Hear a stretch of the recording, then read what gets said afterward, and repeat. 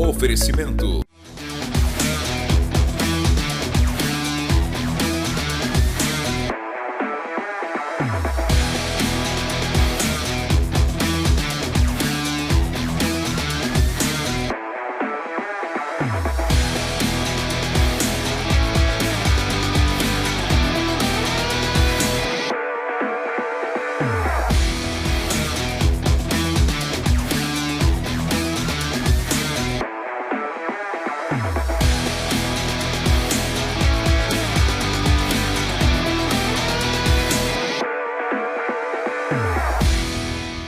Olá pessoal, estamos começando mais um ANW Podcast aqui na TV Amazônia, canal 7.1 em Santarém.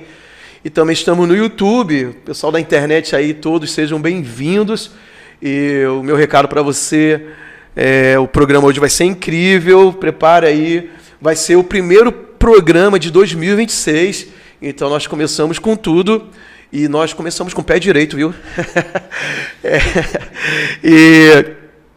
Mas eu quero pedir para você copiar esse link, manda para os seus grupos de WhatsApp, para os seus amigos, para todo mundo assistir.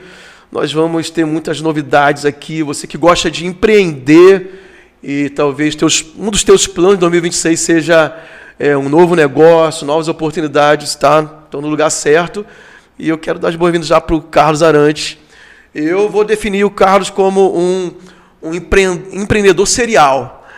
Tá com várias frentes, a gente vai conversar sobre isso aqui, muitas coisas novas, inclusive para o mercado da região norte, Santarém. E o Carlos tem está em vários lugares ao mesmo tempo, está em São Paulo, está aqui em Santarém. E o Carlos está pela segunda vez aqui. E eu não sei se nós já falamos, mas nós temos um acordo aqui no programa que a partir da terceira vez você se torna sócio. Está quase lá. Estamos chegando perto. Seja bem-vindo, Carlos. Obrigado, meu pastor Luciano. É uma honra estar aqui nesse lugar, né, na igreja que eu congrego, que é, enfim, com um amigo, né, se tornou um amigo. E, enfim, esse empreendedor serial, eu sei também, às vezes é difícil até descrever, mas teve também um cliente que se tornou amigo e que eu falo, é mais fácil a gente fazer amigos nos nossos negócios do que fazer negócio com os nossos amigos, né? Não que não faça, mas geralmente eu prezo muito por isso, por ter uma relação de negócio saudável que de repente se torne amizade, né? Não quer dizer que eu vou me tornar amigo de todas as pessoas com quem eu faço negócio, mas muitas das amizades surgem nos negócios.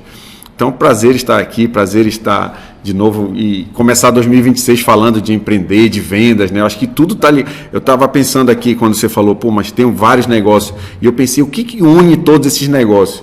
Na minha visão é vendas, porque vendas está em todos esses meus negócios. Todos os negócios precisam de vendas, né? Quando é um negócio voltado a dar lucro, né? E que a maioria tem que fazer, né? Que não seja uma instituição filantrópica, como é uma igreja, mas se for outras instituições, tem que vender. E aí, enfim, a gente tem que vender para poder fazer uma empresa saudável e todos esses negócios têm a ver com venda. Essa é a função social da empresa, é dar lucro. Porque sem lucro ela não consegue nem sobreviver e nem cumprir a função social de contratar pessoas, de gerar capital, de avançar, fazer a cidade e o país avançar. Então, é obrigatório, não é? E até é interessante até falar sobre isso, porque pessoas que às vezes não entendem, assim, os benefícios do empreendedorismo dentro de um sistema capitalista, inclusive, tem uma visão ruim do negócio, enquanto não entende que essa é a engrenagem do país. É porque a gente foi muito doutrinado na escola, né? O capitalismo soa mal para a gente, mas o capital é o que move tudo, né? E não só as empresas. Por exemplo, o governo, ele levanta dinheiro. De que forma, né? Ele coloca lá dívidas do Tesouro no Tesouro Direto para levantar capital, sendo que os bancos compram, os bancos são os principais compradores, o governo tem um acordo, né? O banco ele é um comprador, ele é um market maker do que a gente chama, né? Então ele tem acesso a compras. Então todo o sistema é formado em cima do capital, que é o capitalismo, que é um sistema que melhor funcionou por conta disso. Tem toda uma engrenagem desse capital para levantar as empresas, para levantar os governos. Os governos têm muita autonomia por conta disso, porque eles detêm a segurança soberana, digamos assim, o risco soberano. Por exemplo, os títulos do Tesouro do Brasil são os que têm menos risco. Por isso que ele emite um monte. Por isso que a pessoa diz, como é que o governo imprime dinheiro? Às vezes a pessoa nem sabe, né? Lá antigamente ele imprimia papel moeda, mas ele imprime sempre com lastro, né? O lastro é o ouro, o lastro são dólares e o lastro é esse risco, né? Ele vai aumentando um nível de endividamento fazendo isso.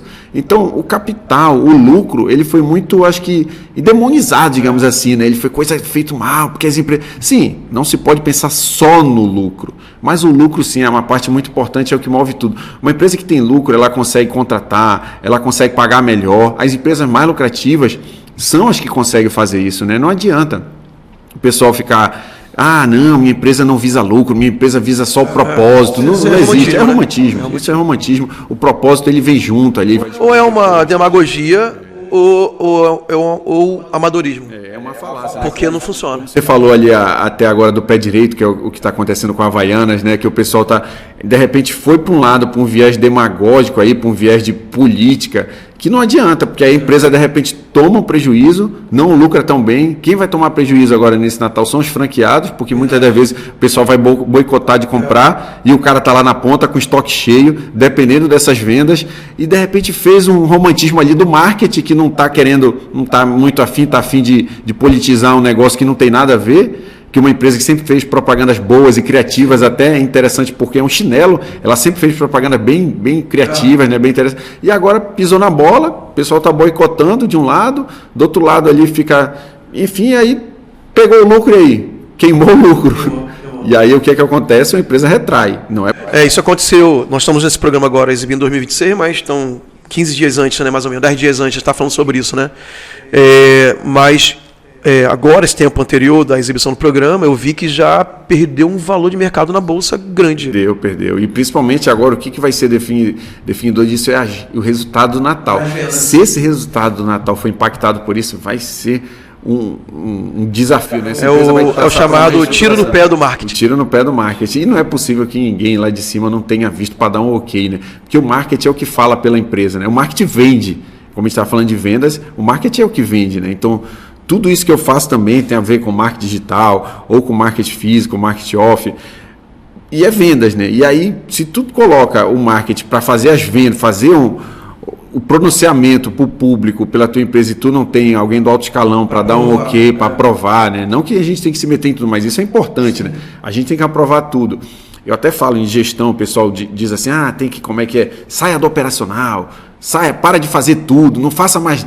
Fica só de boa no estratégico. Não é bem assim. Por exemplo, as compras, todas as compras das minhas empresas, tem acho que 11 empresas, nenhuma faz sem a minha aprovação, ou pelo menos de um dos sócios, né? Mas geralmente quando eu estou no negócio, eu gosto de estar junto, né? É uma parte que eu gosto de fazer essa gestão. Não que eu faça um pedido de compra, não sei o quê, mas eu tenho que aprovar. Entendeu? Compras, lógico, tem uma faixa de preço, tem umas compras que o gerente tem autonomia para fazer, mas compras de produtos que a gente revende, nenhum.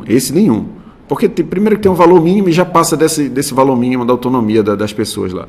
Então, porque eu sei que aquilo ali representa o coração das empresas ali. Sobre isso, eu tenho uma experiência interessante, vou até te perguntar se você acredita da mesma forma.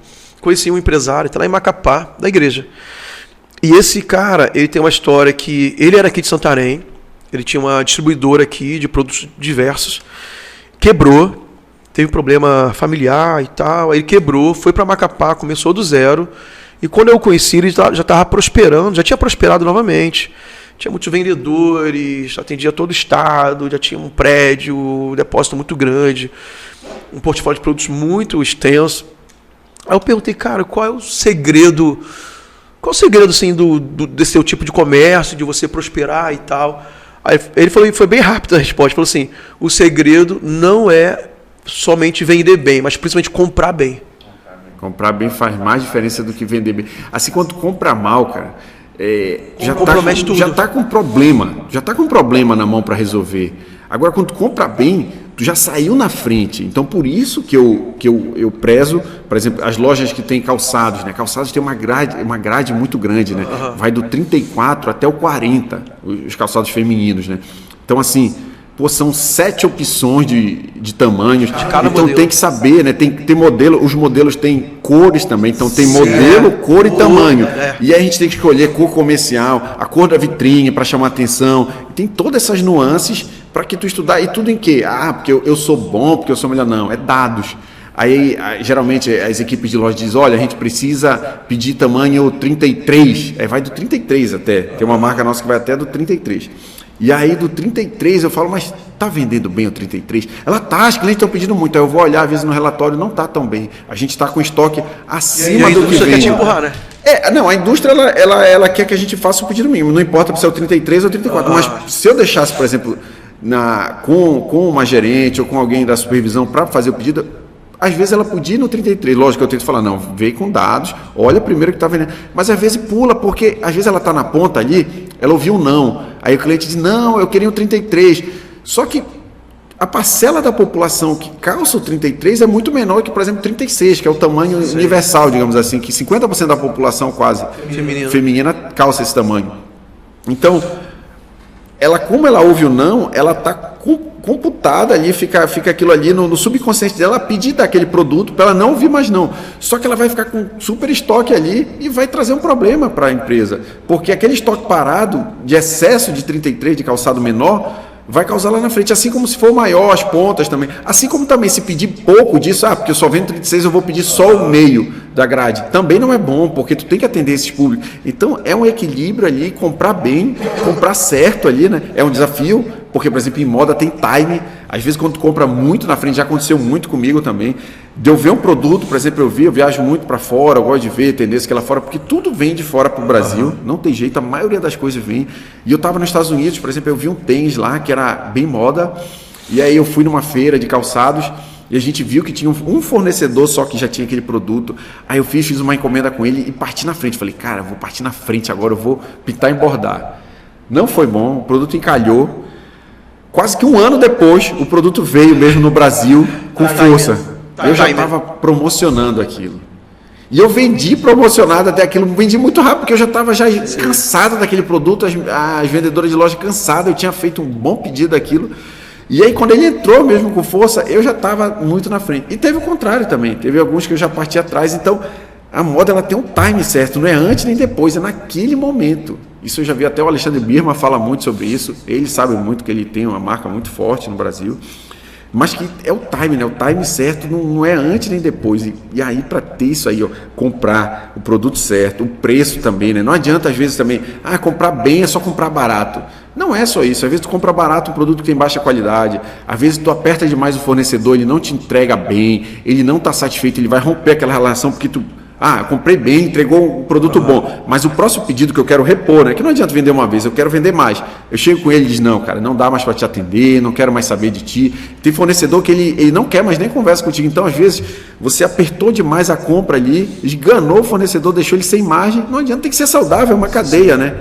Então, enfim, comprar é parte essencial. Deixa eu voltar um pouco a história contigo, Carlos. Em que momento da sua vida você se despertou pelo empreender? Porque você é engenheiro de formação.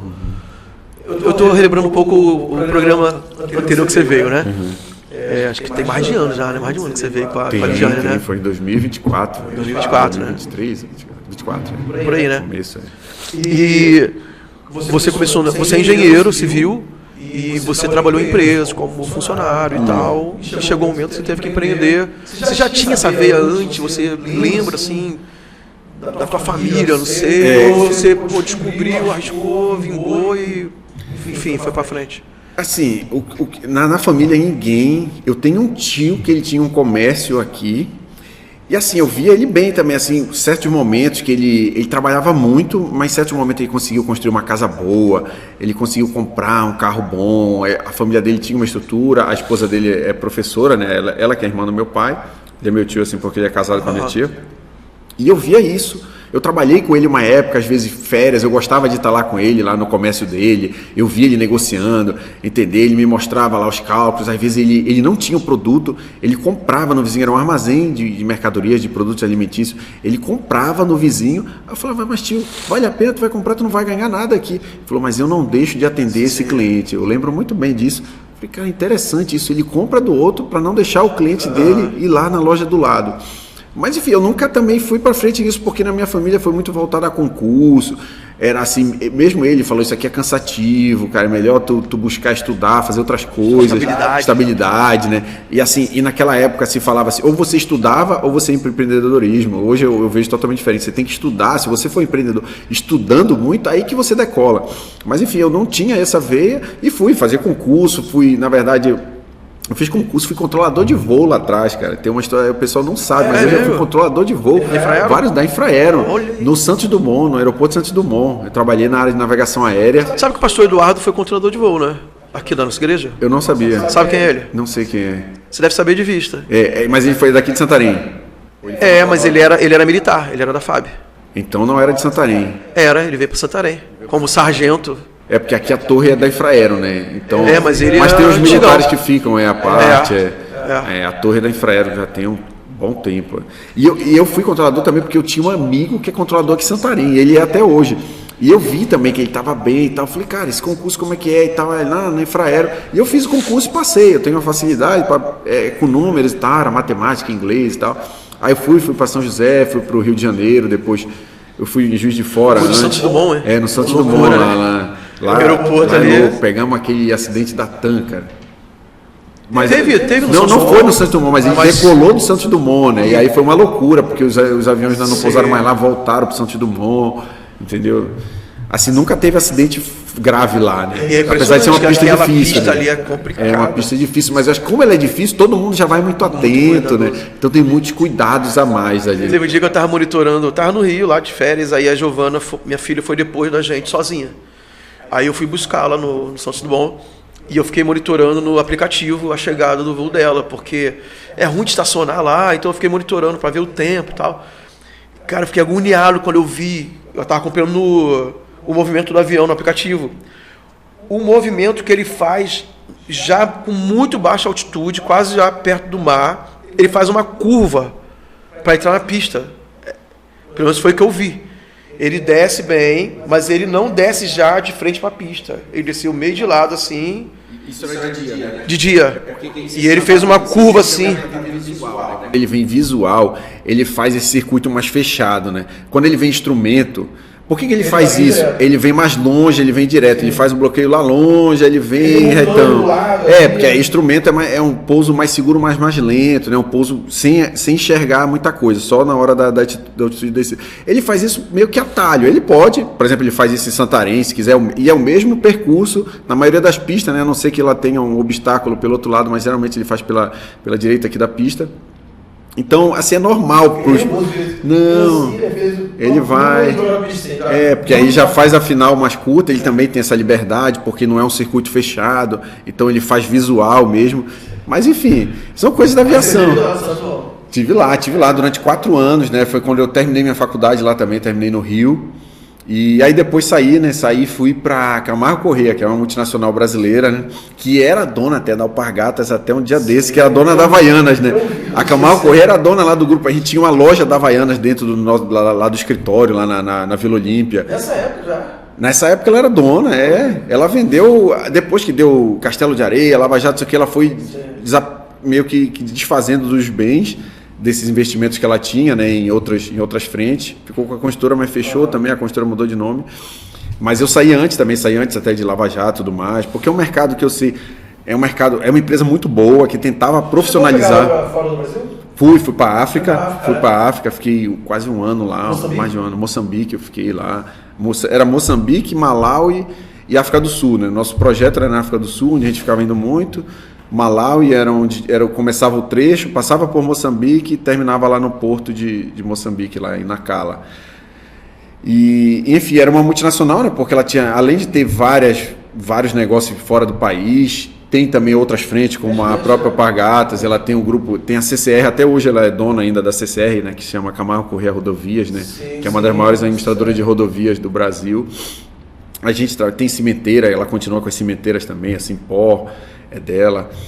Então a gente trabalhou muito, aprendi muito lá. Eu acho que foi a minha grande escola por conta de gestão. A gente fazia consultorias com a Falcone, fazia muita coisa assim, mas era voltado para quê? Para ser executivo, né? Eu entrei como trainee lá e a gente era formado para ser executivo, para ser da diretoria, ser gerente de obra e tudo mais. Mas eu saí para voltar para a Infraero, mas já como engenheiro aqui em Santarém, mas já num outro concurso que eu fiz. E acabaram me chamando, e eu estava em Recife nessa época, eu rodei muito na Camargo, com muita obra pesada, então obras que eu já estava saindo de Recife, eu acho que eu ia para Alcântara, no Maranhão, estava em Opções. ou ia para São Paulo, também me chamaram para a obra lá dessas torres gêmeas que são da Camargo, lá, essas 2 torres grandes lá da Vila Olímpia, eles implodiram o escritório e fizeram essas torres. Eu ia começar aquela obra, estava até com um amigo lá já, uma obra boa também, com muito subterrâneo, ou para Alcântara, ou para Belo Monte. Então eu estava numa loucura, assim, minha vida não tinha residência fixa. Em 3 anos que eu passei lá, 4 anos, eu morei em 4 cidades diferentes, 3 países diferentes, entendeu? Então, assim, era uma loucura. Eu falei, cara, até quando eu vou... Um know-how, assim, um repertório valendo. Dava uma bagagem grande, mas eu falei, até quando? Até...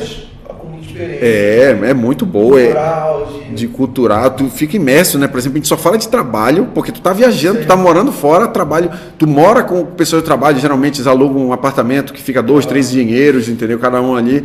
E aí tu fica convivendo de trabalho, sai do trabalho, né? Se tem uma folguinha domingo, sai com as pessoas do trabalho, então tu fica imerso mesmo no ambiente crescendo, é corporativo. Eu sei que às vezes é pesado também, tu fica até quando eu vou ficar nessa loucura. E quando eu vi, eu tinha essa possibilidade de voltar para minha cidade, né, que era algo que eu não pensava mais que eu ia fazer.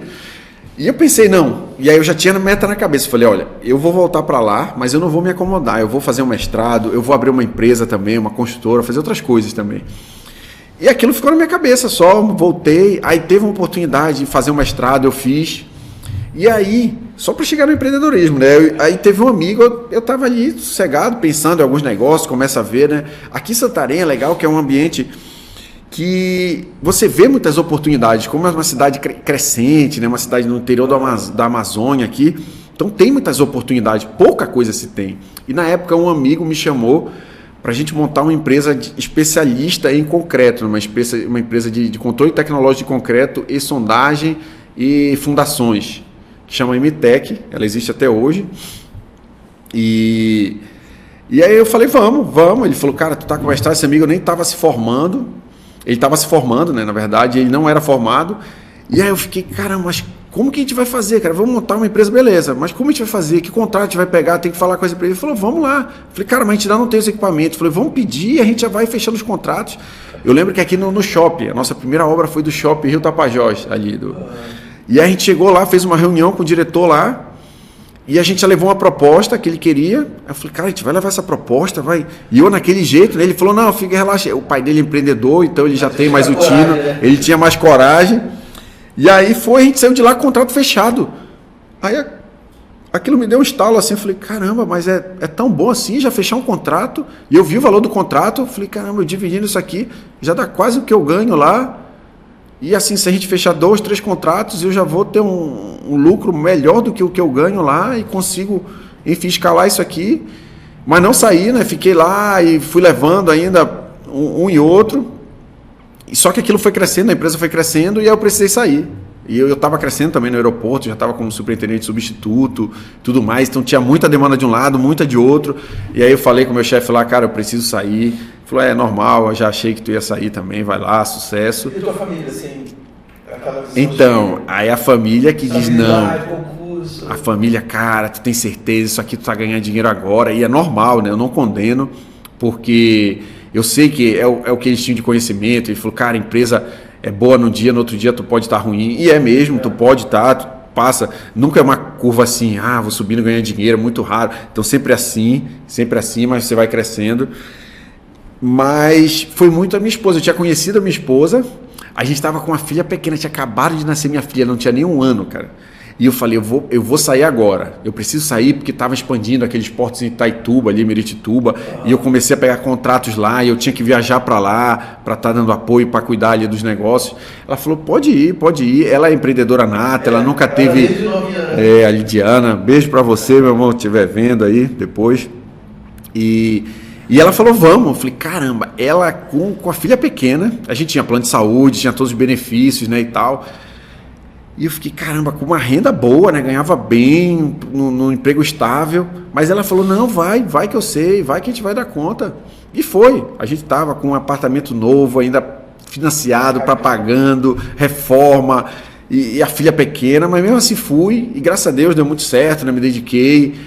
E enfim, aí comecei a empreender com ela também, abrir outros negócios, aí tudo vai, né? e esse negócio lá da sociedade acabou que a gente desfez uma parte, eu fiquei com uma outra empresa que chama FCK, que depois eu vendi lá na frente, FCK também. Eu fiquei sócio dela na Uzi Vértice, a gente cresceu muito a empresa, né? Hoje é uma empresa que pegou um alcance nacional, a gente exporta, a gente já tem um B2B, tem um e-commerce forte, enfim, fui para outros negócios e hoje eu tenho facilidade, é um negócio que eu aprendi, que eu também vejo, eu acho muito fácil abrir uma empresa, abrir um negócio novo, né? O que eu não tenho é braço, gente só para fazer todo esse negócio, mas numa hora para estruturar, vai até a hora que estrutura, aí ok, aí depois eu consigo abrir um novo negócio, uma outra frente. E Carlos, além da Vértice, você está com quantas empresas atualmente sim, envolvidos com investimento, tocando diretamente, tanto aqui em Santarém? Para você ter problema falar sobre isso? Não, não. Aqui em Santarém tem vários negócios, né? Tem a Uzi Vértice, né? Que tem 2 lojas, tem a Usaflex, que é uma franquia, né? A gente é franqueado, a gente tem duas operações deles também. A gente tem Embracon, que é uma franquia também, mas de consórcio investimento, né? A gente gera crédito, consegue trazer alavancagem patrimonial, o negócio está muito alto, porque a Selic lá nas alturas. Enfim, para quem é investidor, para quem quer comprar um imóvel, casa própria também, é muito bom aqui.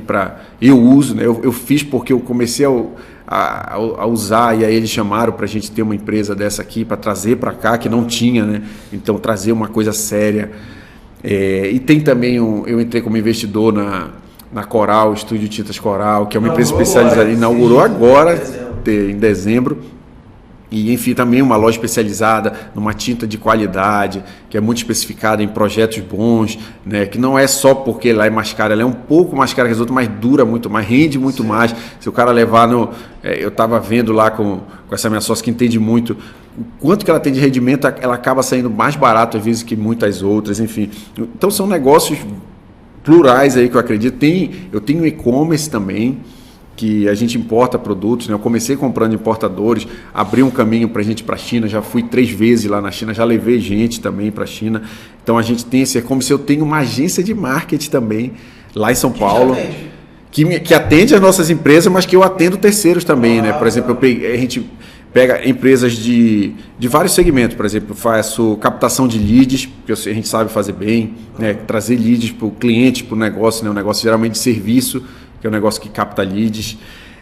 A gente faz lançamento, né? Lançamento de pessoas, né? Tanto que eu já lancei, a gente lança o nosso, eu lanço terceiros também, a gente faz bastante lançamento digitais, né? De produtos digitais, de mentorias e tudo mais. Eu faço e-commerce, né?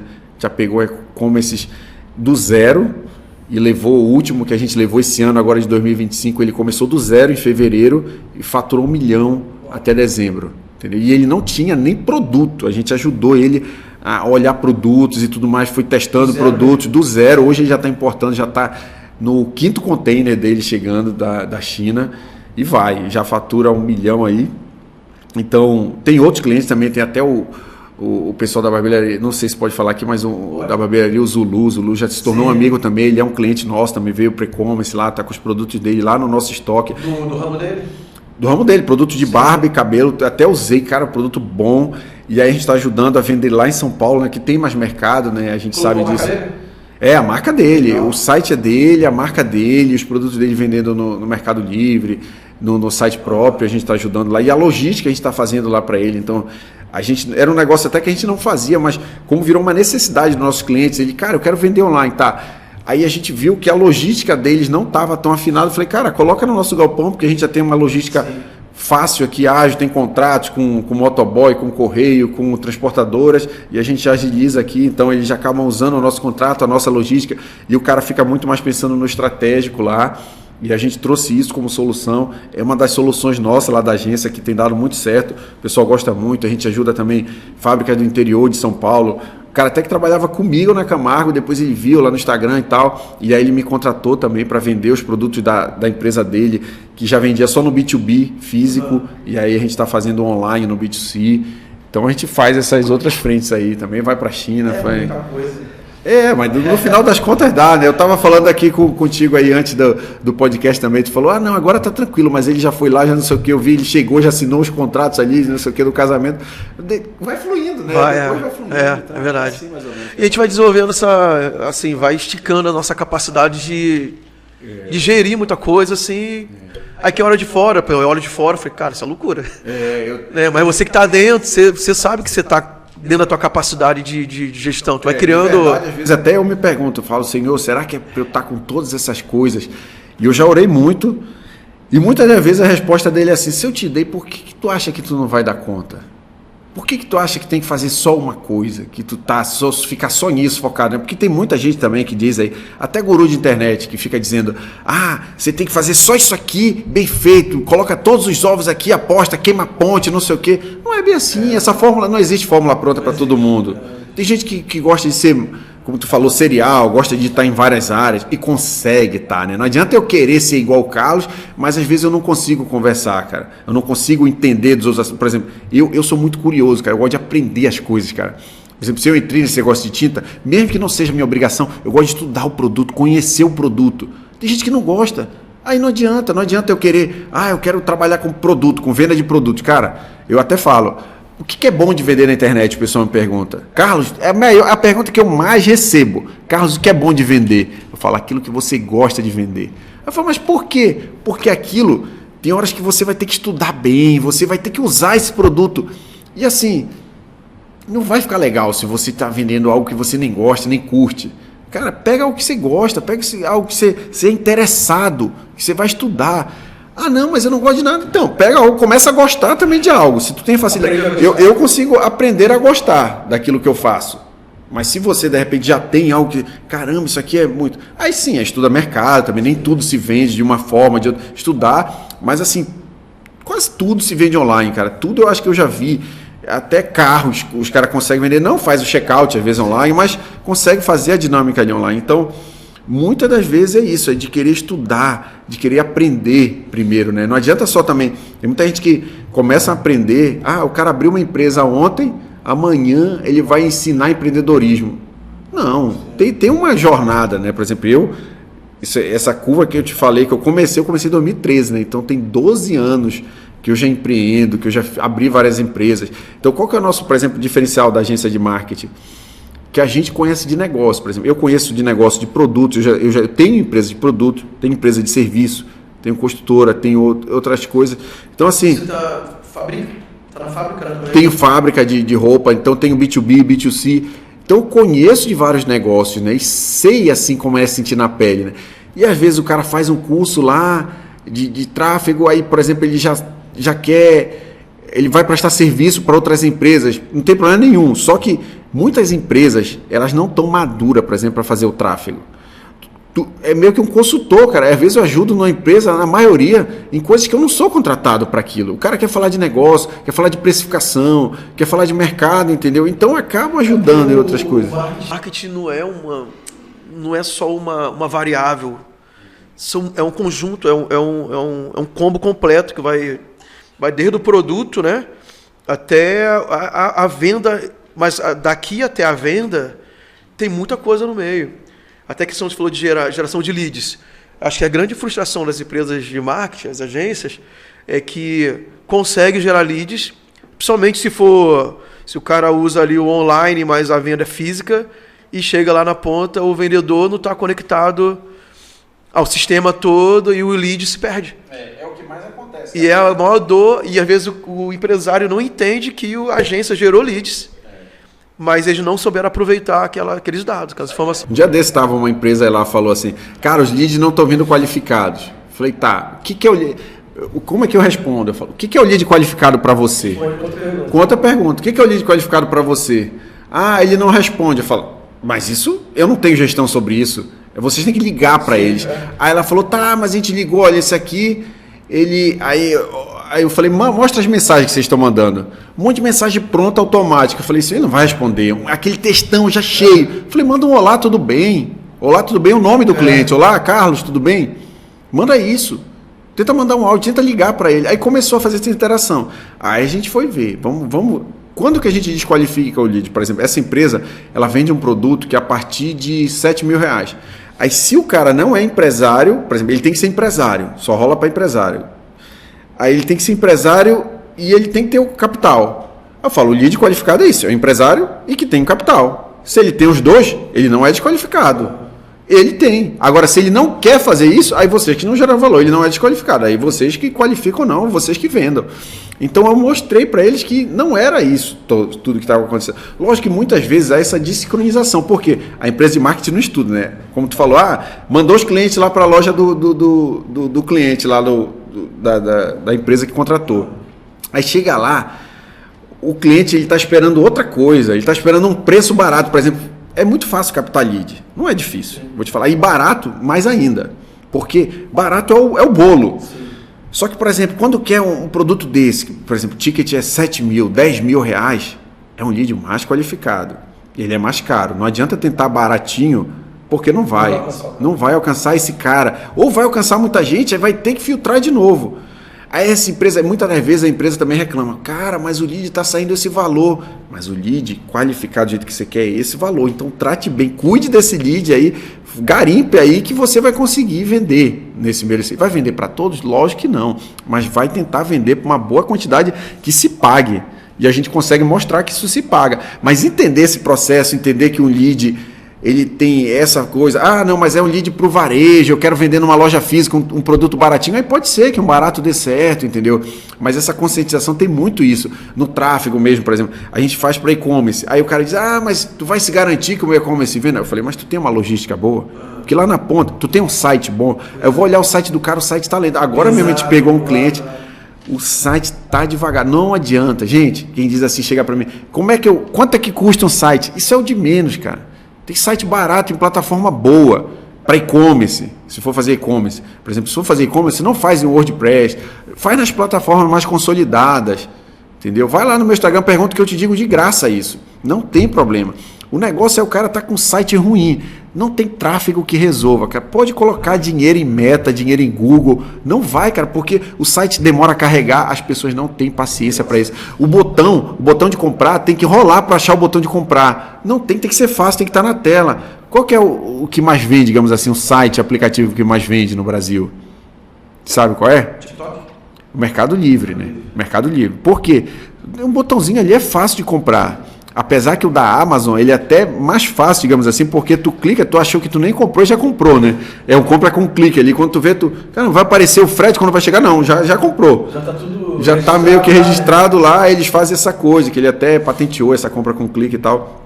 Mas o Mercado Livre é muito fluido, é muito feito, o botão é azul, é destacado ali, né? O site é meio amarelo, o aplicativo é amarelo, o botão é azul, tudo muito pensado, grandão ali, e assim, fácil. E se a gente fizer parecido, a gente também vai vender. Se a gente tiver uma logística, por exemplo, lá em São Paulo, o Mercado Livre entrega no mesmo dia. E aí ele consegue fazer isso, uma logística, por exemplo, aqui em Santarém está chegando muito rápido também. Eu vi que está chegando muito rápido. Pô, Santarém é longe. É longe, mas estou com depósitos que ganham. Estou em depósitos avançados. Ele tem uma logística boa. Eu acho que o Mercado Livre se transformou mais uma empresa de logística de vendas. Cara. Assim, sabia que ele ganha mais dinheiro? Ele ganha um dinheiro muito forte em logística. Por quê? Porque ele cobra da gente. Tem cliente que chega lá pra gente, até um cliente estava falando um dia desse.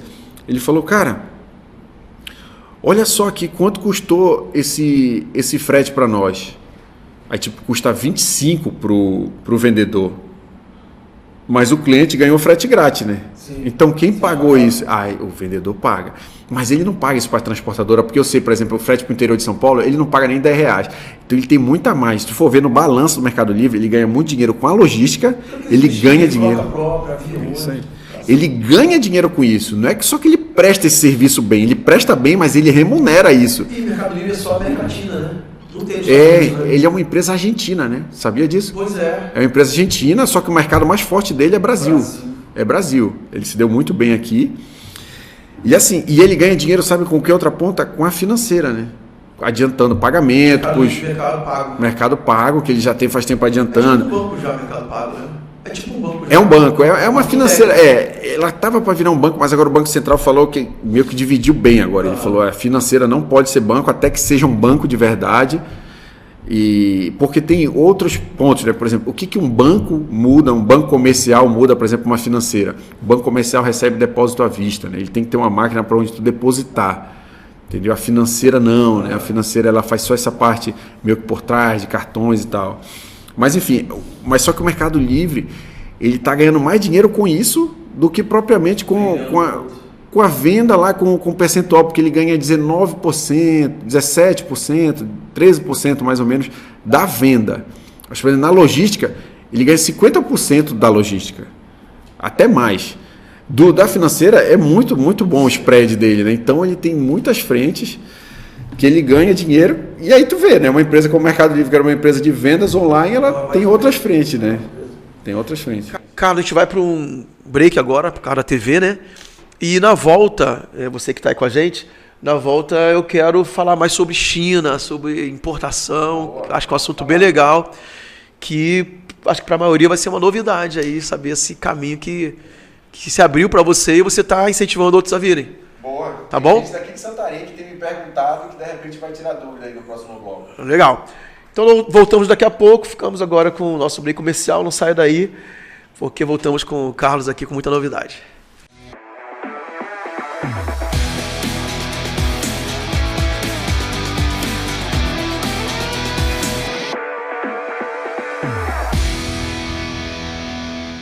Estamos de volta no NW de hoje, o primeiro de 2026, estamos com o Carlos Arantes. Primeiro bloco nós já falamos muitas coisas sobre, apresentei ele como um empreendedor serial. E realmente, né, tá com muitas frentes de negócios e contou toda a experiência dele, desde jovem, dos concursos públicos, foi uma história muito legal. Quem não assistiu na TV Amazônia vai estar no YouTube, programa completo, então volta lá e assiste tudo, porque foi muito aprendizado. E o Adilson chegou, tá bom? Não foi mágica não, ele chegou, estava no compromisso, chegou agora e vai estar conduzindo o segundo bloco. E Adilson, nós vamos falar sobre China. China, exatamente. China. Vamos falar sobre um dos países que está se tornando uma das maiores, já é uma das maiores potências, mas na verdade, assim, cada dia mais inova em tudo, né? No mercado, inova. É interessante, um adendo logo, porque a questão política, beleza, mas no mercado ninguém quer ser diferente lá. Na verdade, eles querem ser sempre, né, os melhores e tudo mais. É incrível, né, a China, cara. E o Carlos tem, como ele já citou anteriormente, agora tem feito visitas, né, para três vezes já, né, Carlos? 3 vezes já lá na China. E desbravando aí um novo mercado, queria que você falasse sobre. É um prazer, né? Eu gosto muito de China, né? Independente de política, né? Do viés. Primeiro que China não é mais comunista, né? Primeiro de tudo, quando a gente vai lá, a gente vê essa realidade. China é um estado capitalista, na minha visão. Ela é um estado, tem muito poder de estado, mas totalmente capitalista, voltado para o mercado de capitais, tanto que a bolsa chinesa é muito forte. É lógico que eles têm restrições aí de censura e tudo mais, que aí não vale vir ao caso aqui ficar julgando se A ou B. Enfim, lá tem muitas regras também para as pessoas viverem, mas que em muitos casos eu tento pegar as partes boas, né? Na minha vida eu sempre tento pensar nisso, né? Toda pessoa que passa por mim, mesmo que tenha seus defeitos, eu vejo que tem parte boa, assim como os países, os lugares que eu vou. Então eu tento aprender, né? E o que tem lá de mais interessante que eu vi é isso, são regras que as pessoas seguem, mas que no final deu certo, né? A gente não pode negar que está dando certo lá, tá? Eu tive lá 3 vezes, a gente foi pesquisar agora da última vez, quando é que teve um assalto? Eu nunca vi lugar mais seguro. Eu já fui nos Estados Unidos, Europa, África, quase todos os continentes, só não fui na Oceania ainda. Já morei, né, em vários fora do Brasil. E assim, o local mais seguro que eu já visitei na minha vida até hoje foi a China. Por quê? Tu não vê pickpocket, tu não sente, tu pode andar com o celular lá solto assim, tu em nenhum momento se sente inseguro, mesmo à noite. E eu fui ver a incidência de assaltos na província que a gente estava, em Guangzhou, né, que é Cantão, pro ocidental. O último assalto tinha sido registrado em 2014. Então tem 10 anos que não tem um assalto na cidade. Então assim, é coisa fora de série. Mas como isso? É porque essas regras são muito rígidas. Então tu não pode dizer também, é ruim. Não é tão ruim. O chinês está seguro, o chinês ele tem direito a casa, moradia, um bom lar, né? Não é assim uma casa qualquer, ele tem uma casa boa até, ele tem um carro bom, ele tem acesso a comida, a coisas boas lá. Então para ele tá dando certo também. Pode ser, nenhum chinês reclama, isso aqui é ruim, eu tô oprimido. Não, eu não posso falar de certas coisas, mas que até no Brasil, cá entre nós também não se pode falar tanto também, né? Tem gente sendo presa por opinião, mas enfim. Lá funciona, né? Por exemplo, o chinês não pode nem mudar de cidade. Não sei se vocês sabiam. O chinês não pode mudar de cidade. Ele tem que avisar o governo, pedir uma aprovação. Aí, pô, isso é um absurdo. Aqui no Brasil eu posso ir morar em BH amanhã, eu posso voltar para o Rio.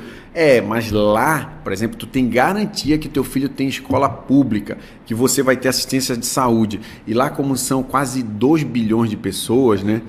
Então, eles têm que ter cuidado. Por que eles fizeram isso? Porque havia uma migração em massa, né? Quando começaram as indústrias, começou a industrialização da China, todo mundo saiu do campo, foi morar na cidade, virou problema, né? Então, eles começaram a colocar regras, mas que funcionam também, né? A pessoa também pede para mudar, ela justifica por que ela vai mudar de cidade e ela pode ser aprovada e aí sim ela se muda para lá.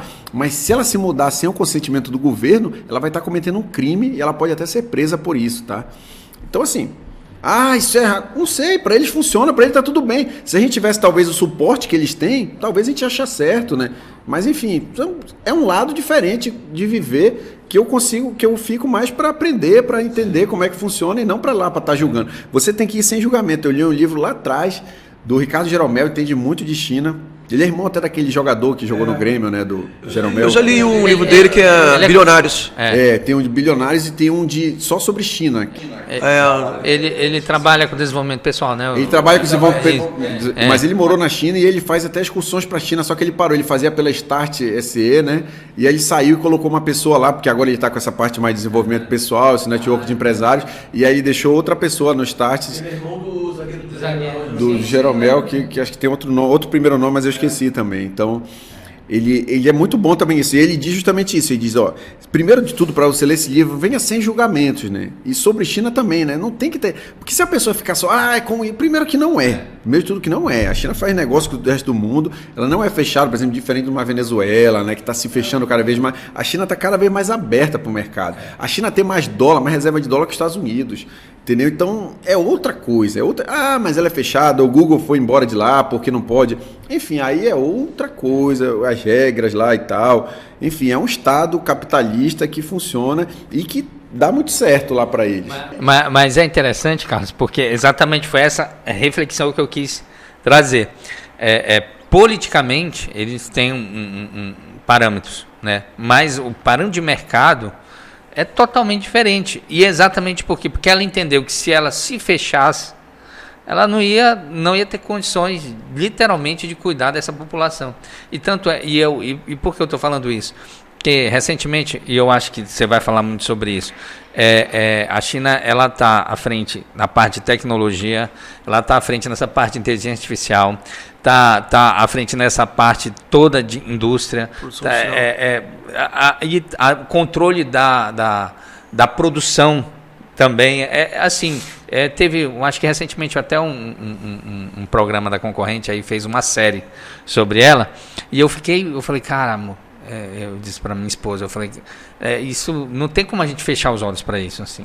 E é por isso o olhar das grandes potências e a preocupação também das grandes potências com esse crescimento, porque cada vez mais ela ganha espaço. Ganha, né? Agora, assim, o que eu penso, se os Estados Unidos, por exemplo, que é uma grande potência ainda, começar a se mexer agora, não é para hoje. Daqui a 10 anos, talvez ele empate ali com a China e comece a voltar a passar, entendeu? Não é assim, agora o Trump resolveu fazer as coisas e vai tudo fluir. Porque a China está muito à frente mesmo. Eles têm um pensamento em bloco, né? A política lá é o mesmo governo há 30 anos, 40 anos. Mas, assim, ao mesmo tempo que isso é ruim, eles têm uma política de continuidade. Por exemplo, porque eles estão à frente de inteligência artificial? Porque eles viram, na hora que eles viram que isso era bom para a China, bom para a humanidade, bom para o desenvolvimento, que eles iam para a China, eles falaram, vamos injetar recurso aqui, vamos voltar as empresas para cá. Quando eles viram que eles precisavam de desenvolver a robótica, eles injetaram dinheiro e fazem um plano de 10, de 15 anos. Eles não fazem assim. Sabe que na China não se tinha trem de alta velocidade até 2013, eu acho. Tinha nada, praticamente, trem de alta velocidade. E eles pegaram, eles instituíram, falaram, daqui a 10 anos, daqui a 5 a 10 anos, a gente vai ser o país com mais trem de alta velocidade. Cara, lá só anda de trem de alta velocidade. Eles têm mais quilômetros de linha de TAV, né, de trem de alta velocidade, do que a Europa somada toda, cara. Então, como que a China ganhou uma Europa de trem de alta velocidade? Em 10 anos, cara. Por quê? Porque ele tem esse pensamento em bloco, investem lá e falam, não. E aí não mudou o governo para dizer, não, a gente não vai mais fazer trem de alta velocidade, a gente vai fazer outra coisa, a gente vai fazer estrada. Não. Eles pegaram, tomaram essa iniciativa. E assim, o tempo todo tá em obra, tá com essas coisas. Então, queira ou não queira, eles têm um pensamento de longo prazo, tem um pensamento em bloco, né? Não, nós vamos investir nisso, define aquele plano, tem um plano de 5 anos, plano de 50 anos da China que eles fazem lá, enfim, faz toda aquela pompa lá. Eu já tive, em outubro, quando a gente vai, geralmente no segundo semestre na China, tem a parte do feriado não, na verdade, em outubro é o do governo lá, da Revolução Comunista. Em maio é o Labor Day também, que tem a ver com a parte lá do governo chinês. A gente deu até entrevista para a TV chinesa. Eles pediram para a gente fazer o símbolo lá. A gente até brincou lá e o cara ficou no vídeo lá. A gente fez, parece o símbolo daquele do Hitler assim. A gente falou, é Hitler e tal. Aí, não, fala isso, pelo amor de Deus e tal. E aí eles tentam se conter por conta disso, mas é um símbolo que eles têm. Eles mostram muito que é voltado para o trabalhador, valorizando e tal, valorizando isso.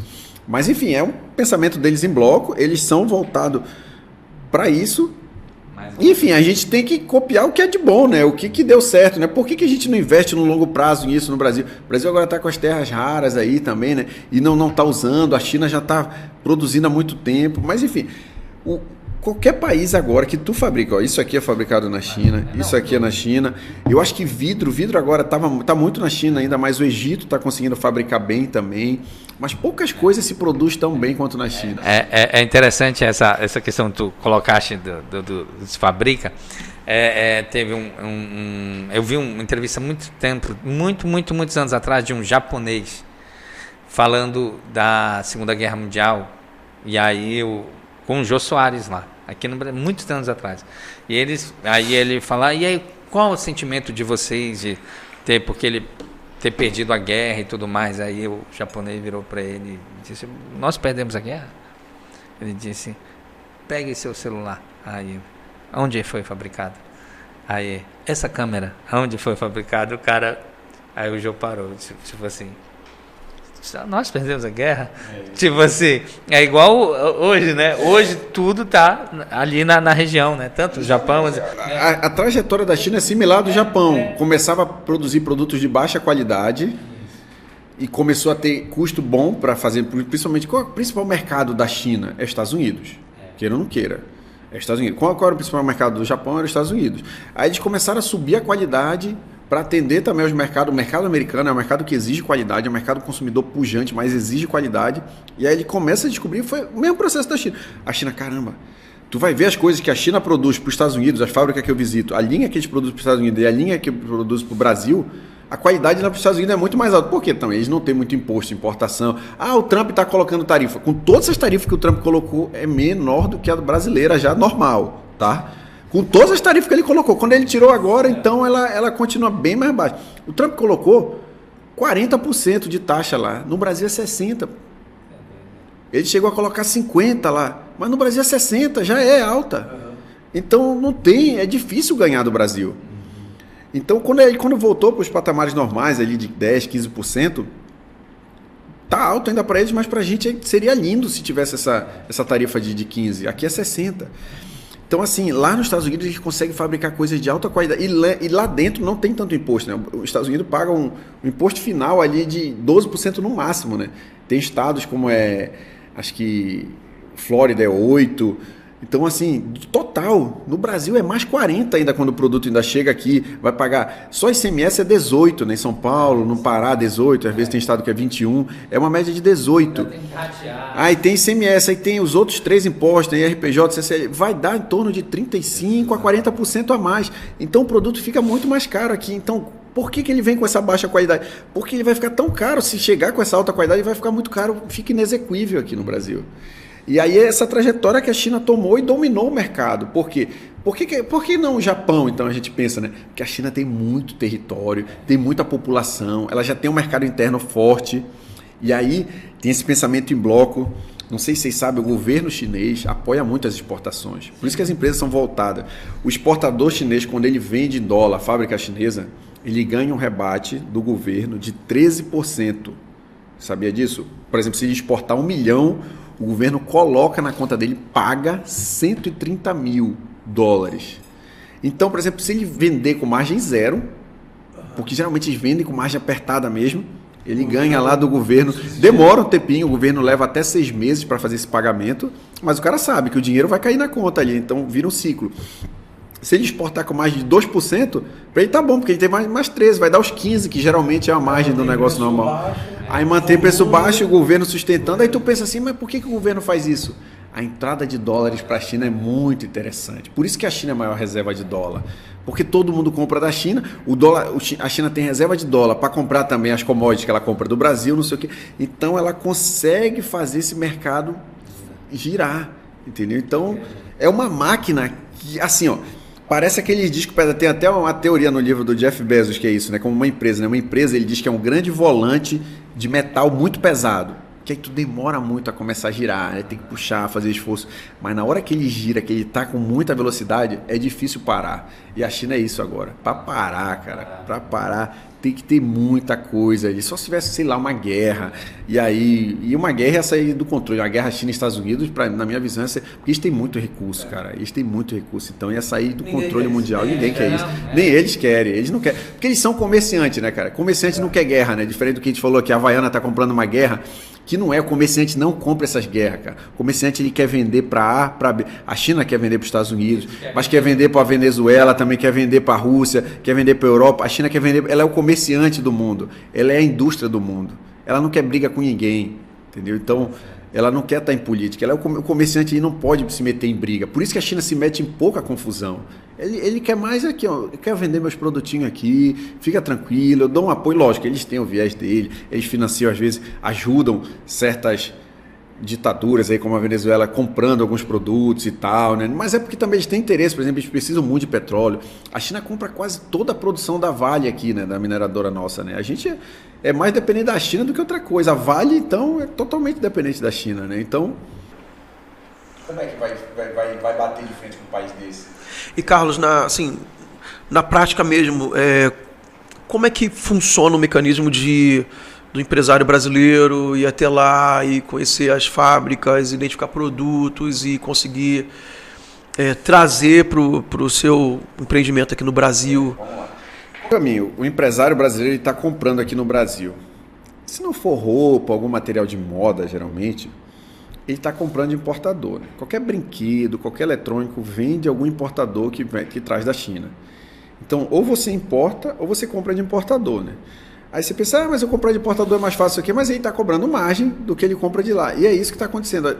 A cadeia de suprimentos hoje cada vez está com menos intermediários. Né? Quando esse importador, ele está se tornando apenas um intermediário, que também ele pode ser, o cara pode comprar direto. Então ele vai lá na China, geralmente são empresários que já têm algum produto, estão comprando alguma coisa e eles querem ver qual que é o fornecedor da fábrica direto. O que tem melhorado cada vez mais? O chinês tem diminuído a quantidade, né, que precisa para trazer. Né? O que dificulta um pouco é a logística, mas ainda assim a gente tem container compartilhado. Hoje, como a gente já traz bastante coisa, a gente traz um container por mês só para compartilhar, que aí o cara consegue trazer um pallet. E aí como é que funciona? Por exemplo, a porta de entrada da China, qual que é? É Cantão, que é a Canton Fair. É a principal feira de produtos do mundo, né? É a maior feira. É em Guangzhou, que é Cantão, né? A gente demora a entender isso porque todo nome chinês tem um nome ocidental, até as pessoas chinesas, né? Não sei se vocês sabem. O chinês, por isso que ele muda para o Brasil, os coreanos também, eles escolhem o nome ocidental, porque os nomes dele é Yin Shanxin, entendeu? Xin Lin Lan. Aí, tipo, é difícil pra gente falar. Eles escolhem o nome aqui, tipo Adilson, Carlos, eles escolhem aí, Luciano, eles escolhem qualquer nome para ele. Eu lembro que eu conversei com o chinês e ele escolheu o nome com A até. Eu falei, mas por que Alan? Eu falei, nunca vi chinês assim. Ele falou, eu escolhi porque lá na China meu nome era lá no final do alfabeto. Aqui eu falei, quando eu mudar meu nome, quando eu escolher no Brasil, eu vou escolher um dos seus primeiros. Porque aí me chamam na escola, ele falou, eu era criança, eu queria ser chamado logo para ir embora para casa. Ele não queria ser o último da chamada, não. Na China é igual aqui esse negócio. E aí, é assim, eles escolhem então um nome, né? E Cantão é o nome, né? Porque Guangzhou virou tipo Cantou, né? Enfim, é uma tradução de similaridade e virou Cantão no inglês. Que é lá onde é a maior feira do mundo. E aí é produto de todos os níveis. São 3 fases, né? Nessas 3 fases tem vários segmentos em cada fase. Por exemplo, na primeira fase, eletrônico, material de construção, de tipo equipamentos para construção, né? Tipo de construtora, placa solar, tem muitas frentes. Aí na segunda fase tem produtos pet, eu acho. Segunda fase, produtos pet. Enfim, tem muitos segmentos ali na segunda. Tem materiais de construção de loja, né? Tem produtos de decoração para casa. Aí na terceira fase tem moda, roupa, produtos para academia, produtos médicos. Então abrange vários segmentos. Eu vi que tu mostrou as casas, foi nessa feira? Casa modular também. Casa que já vem pronta, tá fazendo muito sucesso, porque aqui no Brasil já tem umas indústrias fazendo, mas também tá dando certo a importação. Eles até copiam modelos, eles são muito bons nisso, né? O chinês, ele é especialista em, tipo assim, ele não é muito criador, não. Eu vou ser bem sincero. A China desenvolve tecnologia, mas design de produto, uma coisa assim mais específica, eles não são tão bons. Eles são bons em pegar o que está bombando na Europa e desenvolver num custo mais baixo. Então essa casa, por exemplo, foi uma casa que o Elon Musk fez, a empresa do Elon Musk fez uma casa futurista e tal, e eles pegaram e falaram, não, a gente vai trazer esse modelo para cá e vai baratear. E assim, queira ou não queira, isso é ruim? É ruim, é igual medicamento genérico, é ruim ou é bom? A empresa gasta milhões lá, mas pô, ela cobra uma fortuna que pô, ela domina muito o mercado. Então, ele meio que dá acesso. O chinês tem muito essa cabeça de dar acesso às pessoas, fazendo um produto de boa qualidade, uma qualidade razoável, mas que todo mundo consiga comprar, né? Consiga popularizar. Né? A gente viu até as roupas da China, as coisas que a China consegue trazer. São produtos assim, lógico, tem muita coisa que o brasileiro ele é acostumado a comprar coisa muito barata por conta das taxas e tal, e acaba chegando coisas de baixa qualidade assim para cá. Mas enfim, lá na feira a gente consegue ver isso. E o chinês é assim, aí tu consegue fazer contato com as fábricas, chega lá, eu quero um produto de academia, tem lá vários, geralmente fase 3.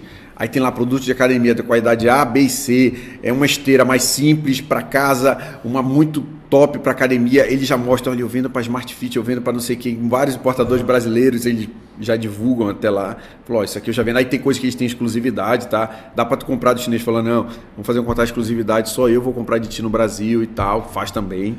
Eu ouvi dizer que, por exemplo, se você tem um produto, né, você tem um projeto ali, tem um desenho, um protótipo, você leva para eles produzem para você, aí você pode definir esse nível de qualidade, de acordo com o preço. Então, eu acho que isso que acontece muito. Eu estava conversando com, acho que alguém de uma loja de elétrica aqui. Uhum. Tem uma lâmpada de LED. Mas eu quero eu quero preço barato. Então, mas o preço barato é menos qualidade. E algumas das vezes ele não te deixa isso explícito, né?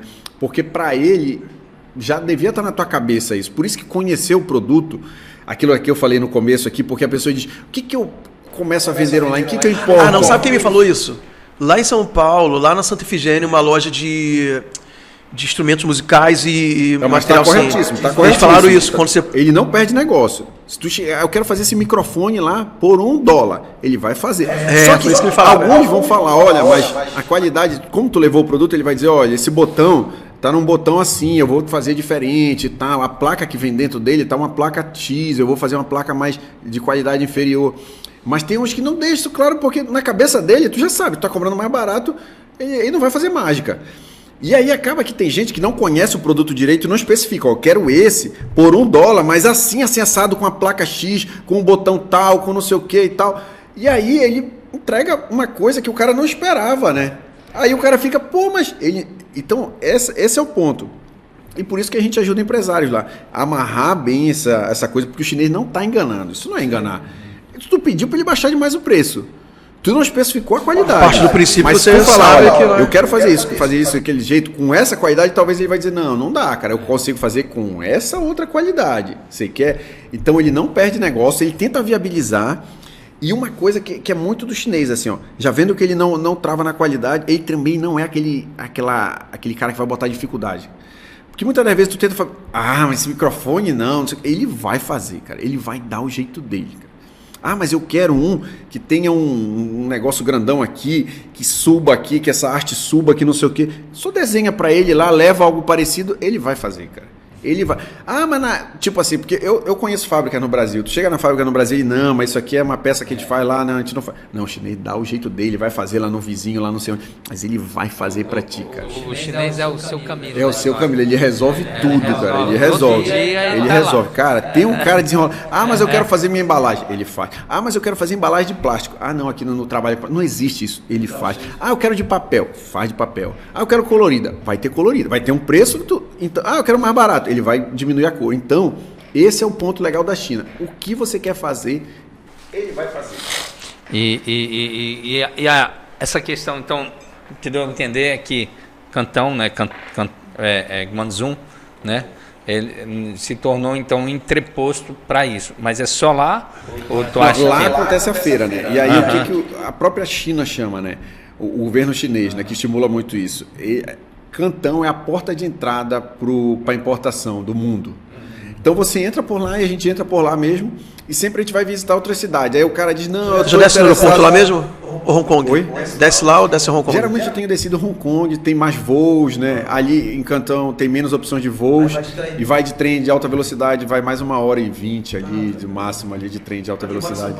Não, para quem mora em São Paulo, tipo, desce em Guarulhos é 1 hora de carro para chegar em São Paulo mesmo. Então é mais ou menos parecido e é bem confortável. É um trem, tu escolhe lá a primeira classe lá, é bem barato lá e tal, vai bem suave. Às vezes tem gente que prefere ir para Cantão direto, mas eu geralmente tenho ido para Hong Kong, até porque eu vou pelos Estados Unidos, a gente consegue uma ponte aérea mais barata e tal, e com um voo de boa qualidade. Enfim, aí vai em Guangzhou e aí tipo, eu quero... E aí eles têm muito dividido, assim, tem cidade especializada em equipamento de academia, tem cidade especializada em roupa, tem brinquedos, aí a gente vai em Yiwu sempre. Yiwu vale para todo mundo também. A gente vai em Cantão e Yiwu, são dois lugares eu acho que vale para todos, porque Yiwu é um grande atacado. São coisas de showroom de fábrica também, mas tem coisa de pronta entrega, comprando em menos quantidade. Porque o que acontece em Cantão? Cantão são fábricas, então a fábrica sempre ela quer produzir, quero esse microfone desse jeito com a minha marca, não sei o que, ela vai ter uma quantidade mínima X. Lá em Yiwu já não, já tem um microfone pronta entrega lá, marca genérica, sei lá o que tu pode comprar. Quero comprar uma caixa disso aqui. Tu compra como uma caixa de uma, sei lá, de outro microfone, eu quero um pedestal também, tu junta umas coisas e traz. Tipo, white label, você põe um white label lá e tal, de boa, lá uma marca genérica, uma marca deles. Ou também quer fazer tua marca, e pode ser também que são fábricas. Enfim, é uma outra pegada de pronta entrega lá também, gigantesco lá. Por exemplo, em Cantão, são mais ou menos 30 pavilhões por fase.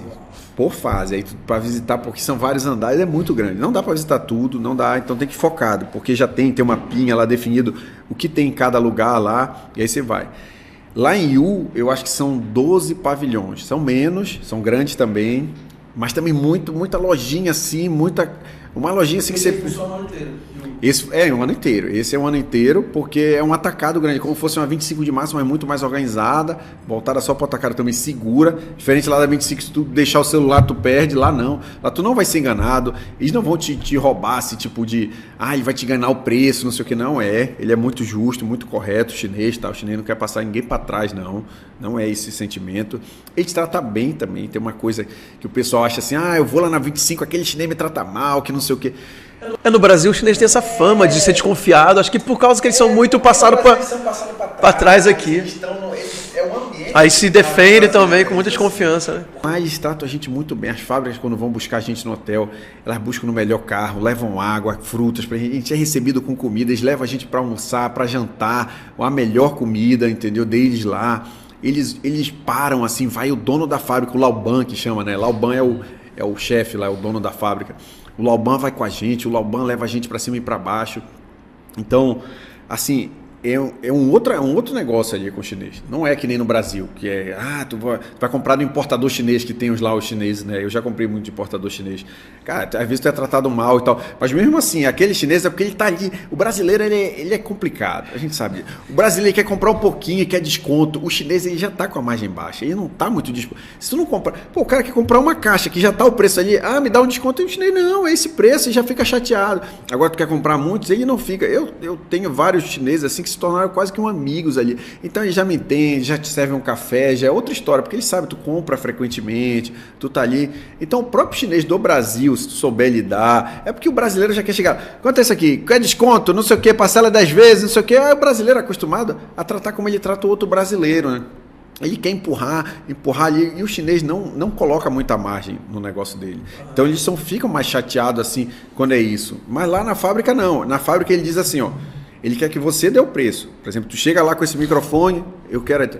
Ele fala, qual é o teu target price, né? Olha o target price, qual que é o teu alvo, teu preço-alvo para isso aí? Você não tem? Aí se não tiver, ele vai te dar um preço. Mas assim, ele até fala, qual que é o teu preço-alvo? Porque tu quer chegar lá, quer fazer no preço que tu acha que dava para fazer. Então ele já espera até que tu falhe. Aí ele diz, vai ver se dá, o que dá para mudar para ele chegar naquele teu preço. Ele diz, ó, esse teu preço dá para fazer, mas eu vou fazer isso aqui, aqui tá de metal, vou fazer de plástico, isso aqui. Então ele vai te mostrar algumas coisas que ele vai fazer. Então, e essa negociação, Carlos, tem pessoas específicas? Porque tem, evidentemente, tem uma barreira muito grande aí que é a linguagem, né? A língua né? Então, mas eles atendem em inglês lá? Atende em inglês, geralmente. O Lauban não fala inglês, porque o Lauban tem um intérprete lá. Aí ele tem uma pessoa do comercial que fala inglês, mas o que a gente faz de vantagem também? A gente leva alguém que fala chinês também. Eu falo um pouco de chinês, mas não consigo entender muito, consigo me comunicar o básico e tal, mas tem uma pessoa especializada que mora lá, né? Que é funcionário nosso lá e que mora lá. Por que isso? Até para ouvir as conversas que eles estão tendo, para se comunicar mais fluido também, porque a negociação envolve muitos termos técnicos, não sei o quê. Então ele consegue falar bem com o chinês. O chinês, pelo contrário do que a gente pensa, não fala tanto inglês assim não, nem nos hotéis, não é tão fácil. Por exemplo, se você chegar, eu falo lá com o pessoal até lá no Instagram que me pergunta, se você chegar com celular, né, como a gente chega na Europa, né, com celular, um cartão de crédito internacional e falando inglês, tu desenrola em qualquer lugar do mundo, né? Na Europa, nos Estados Unidos, na América Latina, na África, no Oriente Médio, mas na China não. Na China não pega o nosso cartão internacional, o meio de pagamento dele é outro, tá? Não pega. Esse cartão que tem aqui, até da lei Magnitsky e tal, que é um sistema americano, eles não estão conectados nisso, tá? Só Hong Kong. Hong Kong pega, porque Hong Kong é meio território independente e tal. Até Hong Kong tu chega. Hong Kong fala inglês também, então até lá consegue. Mas na China mesmo não. O celular não pega, porque o sinal deles é outro lá também. Então a gente tem que ter uma rede que consiga pegar lá, mas se colocar uma linha internacional aqui da Claro até que consegue. Tá? Mas o WhatsApp não pega. Aí tem que ter a VPN e tudo mais. E o inglês também não consegue, nem nos hotéis. Nos hotéis, às vezes, uma recepcionista de todas as, sei lá, 8 que ficam lá sabe inglês e é médio, tá? Para falar com a gente, o chinês falando inglês. Então não é fácil, tá? Por isso até que eu resolvi aprender o chinês, eu fico treinando, porque cada vez mais, e quando tu fala o chinês, ele se conecta muito. Evidentemente. Ele fala assim, você fala chinês, que legal e tal, aí começa a querer falar contigo, aí eles começam até a querer falar muito comigo, aí eu não entendo algumas coisas, assim. Mas é uma barreira forte, cara. Eu lembro que isso faz muitos anos, eu lia muito 2 revistas, eu lia a Exame e a Você S.A., né? Principalmente na época que eu estudava para o vestibular e tudo mais, eu tinha a assinatura, eu lia Veja, Exame, Você S.A., e eu lembro muito dessa pegada da Exame falando que essa importância. Muitos falavam do inglês, isso o quê? 20 anos atrás, tá, Carlos? Então, as pessoas, os analistas, eles falavam, olha, para negociar com os chineses, é importante buscar o conhecimento do mandarim e tudo mais. Então, tinha já escolas aqui, especificamente, né, dessas grandes empresas, que estavam treinando os seus negociadores para falar, né, em mandarim, eu acho, porque por causa dessa, porque também disso, que eles valorizam quem fala, quem procura conhecer a língua deles, porque exatamente é tipo assim, uma questão de empatia. Isso. Eles olham de uma forma diferente e é legal. Por isso que eu te perguntei. Se for ver, tu vai em fábricas muito pequenas, cara, que são assim, por exemplo, a gente tem negociações que a gente vai numa fábrica perto de Beijing, lá que é Pequim, né? Uma cidade chamada Buzhou. Ela fica uns 40 minutos de trem de Pequim. Cara, uma fábrica no interior, uma cidade mais interior, assim, menor. A fábrica, sei lá, tem nem 30 funcionários e os caras não falam nada de inglês, assim. Aí fica, se tu ficar Nesse celular, traduzindo, o celular traduz, né? Mas fica um negócio bem travado, sabe? Então tem que saber um pouco, sim. Lógico, o inglês é a primeira língua que a gente devia saber, né? Então, o inglês, na minha visão, é obrigação. Não tem essa discussão saber ou não saber. Inglês para o empresário, para alguém que quer fazer alguma coisa maior, não tem jeito, não tem jeito. Porque, assim, importação também já não está mais se tornando algo opcional. Para quem vende online, está virando obrigação, porque não tem mais margem para comprar do importador, para revender. E para quem vende físico também está cada vez mais apertado. Então não tem jeito. E aí o cara tem que aprender um pouquinho de mandarim, sim.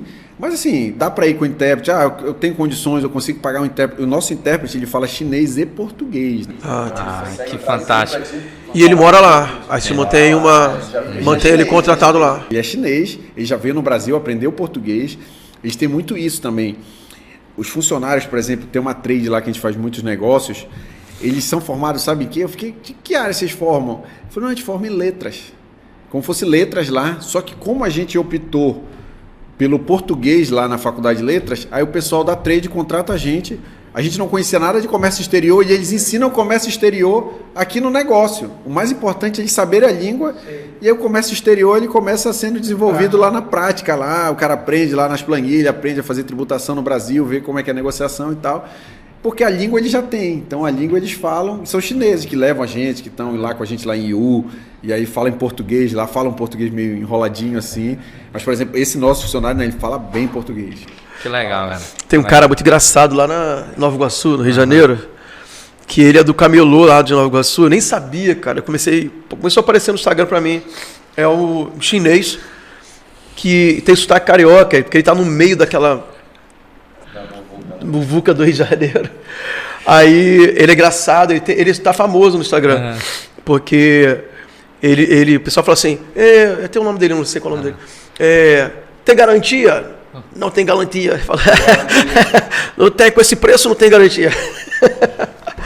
E ele é engraçado que ele tem chinês com sotaque carioca, muito engraçado. É Michel, chama de Michel, você falou do nome, né? Escolheu um nome diferente. Michel, muito engraçado, ele é muito engraçado. Tem um bem famoso que até da rua lá da nossa fábrica lá, do nosso depósito, chama Jesus, eles conhecem o nome de Jesus.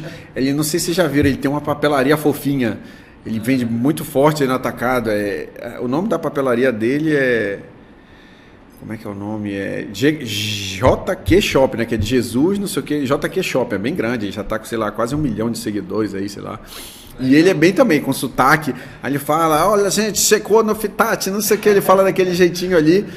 E vai embora, a galera gosta, né? Então virou até moda isso, né? E tem um cara muito grande ali do Busca-Busca, não sei se vocês já viram também. O chefe do benefício também. Galela, ele fala assim, Galela, checou no Fitat. Aí ele fala assim, a frase... o R não, esse R, eu fico brincando com ele, fala, e ele não consegue tremer a língua como a gente faz. E principalmente o paulista, né, que fala essas coisas com ar, né, entendeu? Fazer. E aí ele não consegue.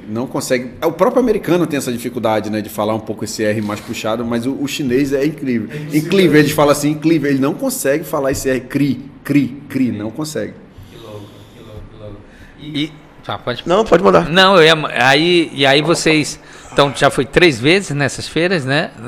Quantas? Nas feiras, nas cidades. A mesma viagem, faz IU, faz interior, vai na cidade que tem fábrica mesmo, dá aquele tipo de produto, né? E vamos pegar assim, o cabo aqui de Santarém, né? Que quer, ele pode se conectar contigo, e aí... Como já foi, gente. E aí pode trazer os produtos...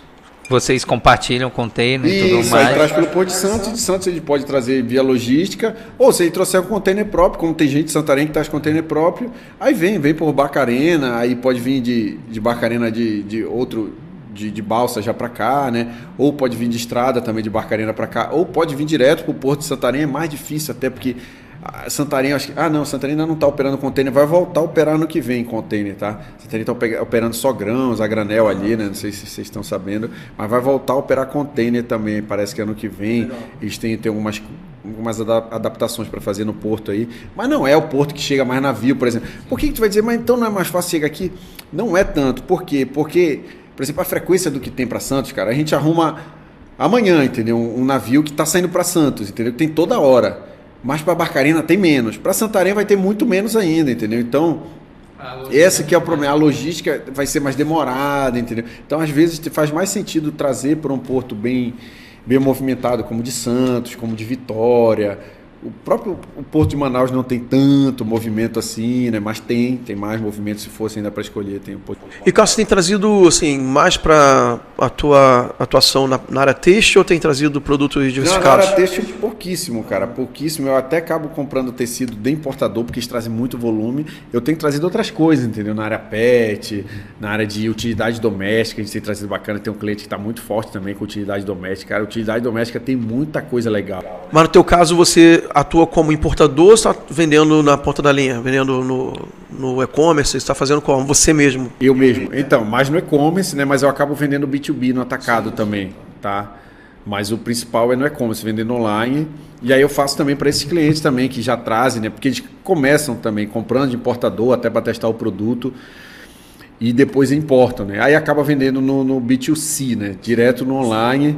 Aí eles têm a opção de vender no B2B, que eu recomendo até, né? Ainda tem muita janela para o B2B. Tem um ponto, às vezes, complicado aqui no Brasil, que o B2B sempre quer crédito, né? O que é? Ele quer um boleto para 30, 60, 90 e tudo mais. Aí o cara tem que ter um capital. O fluxo de caixa chinês ele não tem a primeira importação, geralmente à vista, né? Aí depois ele começa a dar um crédito aí, você começa a falar de alguma coisa. As fábricas menores lá da China mesmo tem mais dificuldade de crédito, outras têm. Tem uma linha de crédito aí de importação também através de um banco chinês, tem também uma linha através do banco brasileiro também, tem linhas de crédito para importação também. Que aí se a empresa estiver bem redondinha, fazendo tudo dentro das 4 linhas, como diria o ex-presidente, aí vai tranquilo. E a minha outra dúvida também é a seguinte, a questão, tu atua também na parte da logística hoje, você também é responsável por essa logística? Tipo assim, ou você é só o cara que indica? Não, eu sou sócio lá de uma empresa que chama China Fácil e que ela ajuda nessa parte da logística. A China Fácil, ela é um spin-off da Martins também, é uma empresa, não aquela Martins, mas não é a Martins não era que vende Martins. produtos, a Martins de Uberlândia, né? Não, é uma Martins logística, né? O que ele é? Eles são só logística internacional.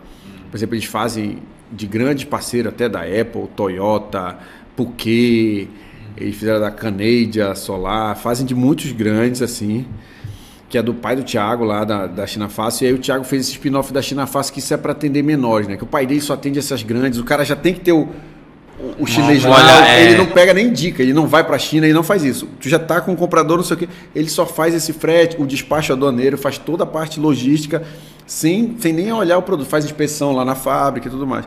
Só que a gente trouxe essa, porque tem empresários menores, ainda não tem ainda a fábrica lá, então a gente ajuda a conectar nessas fábricas e depois desenrola todo o resto aí também. Aí tem uma parte de serviço, que isso é a parte lá, mas que vale muito a pena porque o cara fica responsável, o cara cobra lá por exemplo, tem muita nuance lá, né? Para mandar o dinheiro para fora, tem uma situação, para fazer às vezes um hedge lá do dinheiro. Tem toda a parte alfandegária também. Para saber se é seguro. Porque tu recebe um invoice lá e tu tem que fazer uma transferência lá do valor, lá com a BL, não sei o quê.